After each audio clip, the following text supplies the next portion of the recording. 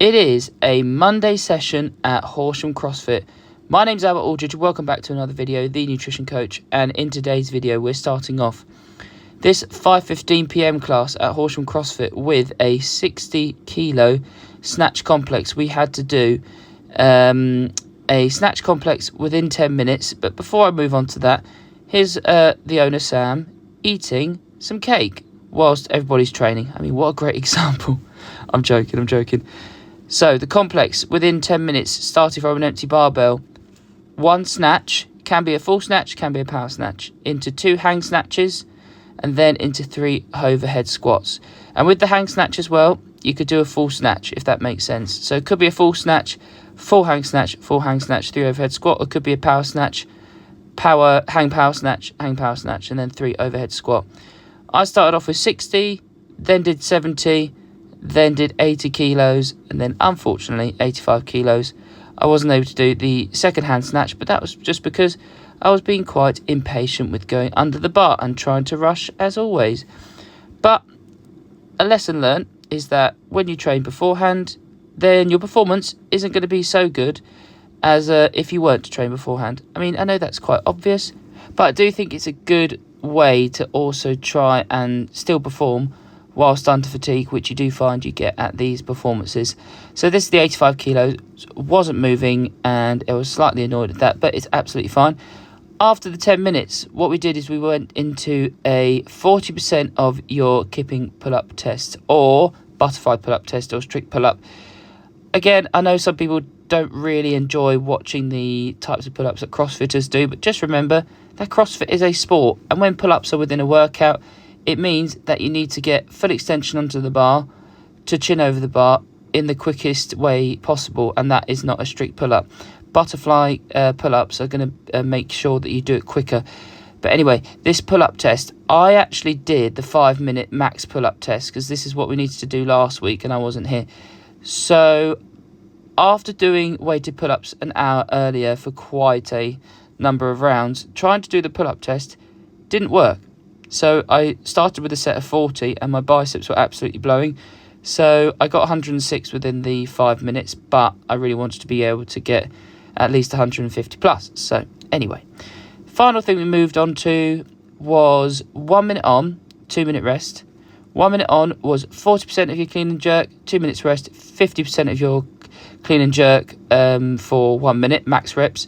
2 minutes off, 60% of your clean and jerk, 2 minutes off, and then 70% of your clean and jerk AMRAP, 1 minute off. So started off with 60 kilos, should have been 52.5, but we were kind of running out of time. So should have been 52.5, but I started off with 60 and then 67.5.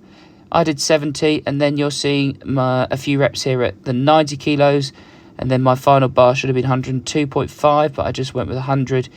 And trying to do lifting in running shoes isn't always the most comfortable. But anyway, hope you guys enjoyed this one. Definitely a thoroughly enjoyable WOD. Really nice to be doing it with the Horsham CrossFit members. And we're preparing for turf games, not this coming weekend, but the weekend after. And there's going to be quite a big complex there, barbell complex, that I'm hoping to get 125, 130 kilos for, which is going to be really, really fun. And hope you guys enjoy the rest of the video. Now, if you're starting a bodybuilding and running program because you want to get leaner, you want to build some muscle, and you want to get better at running, here's what I'd recommend you try if you are just starting out. But you can also apply this if you're somebody who's been training for a while and wants to just start running. So what I'd recommend you do, if you're completely new to training and with running and you're incorporating more running volume, is that to start with, build it up slowly. And I'm somebody who's definitely a fan of doing cardiovascular exercise every day, 6 days a week if possible, with a day of rest on the Sunday, just because cardiovascular is really good in regards to just your heart health and keeping just everything healthy in regards to cardiovascular benefits for blood flowing around the body, in regards to your heart health, into your respiratory health. So many different benefits to cardiovascular health.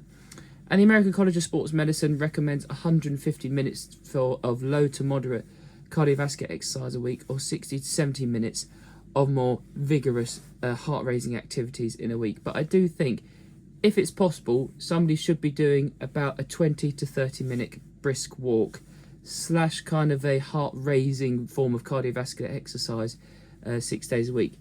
But anyway, what I'd recommend you do in regards to training is 3 days a week, if we're talking about a minimum, 2 to 3 days a week, ideally 3 days a week in my opinion, Monday, Wednesday, Friday. Try and do an hour's session in the gym, maybe 75 minutes, full body workout, focusing on compound lifts meaning that you use multiple muscle groups to perform the movement, like a deadlift for example, like a squat. A deadlift you have to use your hamstrings, your glutes, your lower back, etc. With squats you have to use your glutes, your hamstrings, your quadriceps, but focusing on compound movements for upper body and for lower body, and then if you can incorporating movements that require your legs not just to move forward and backwards but also to perform sideways movements, so that you're building up your abductors and your adductors as well as your glute medius and your glute minimus, because you have 3 heads to the glutes: the glute max, glute medius, glute minimus.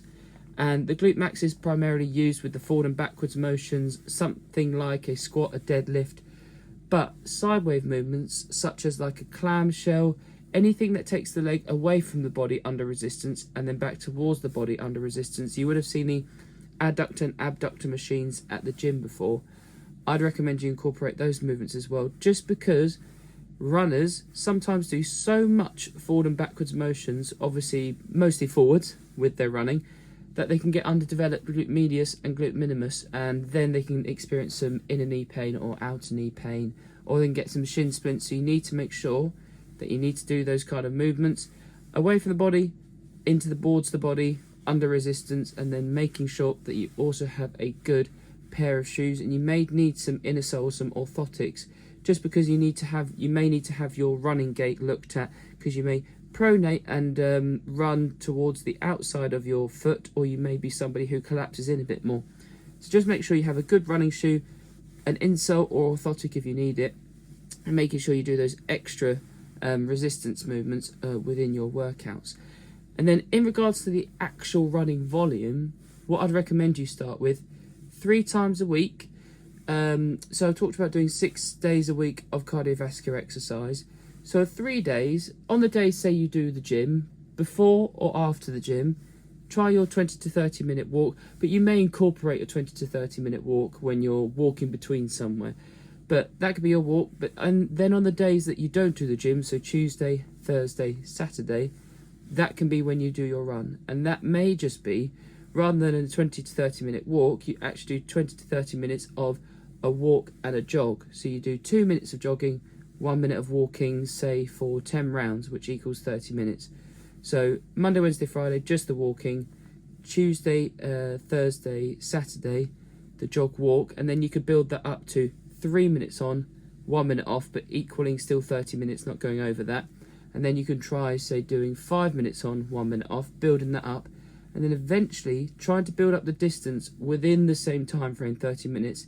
So eventually you're maybe doing 4 kilometers or 5 kilometers, and then eventually you might be hopefully doing 5 kilometers 3 days a week. So that would be roughly a 6-minute kilometer if you were to do 5 kilometers in 30 minutes. So just keep it simple, just like that to start with, then you can build from there. But if I'm talking about bodybuilding and a running program together, that's what I would do for somebody to start with.